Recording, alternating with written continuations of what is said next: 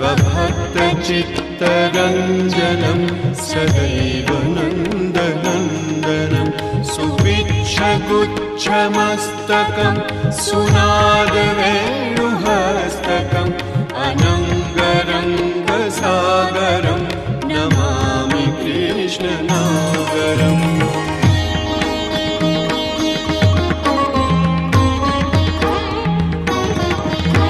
मनोजगर्वमोचनं विशाललोललोचनं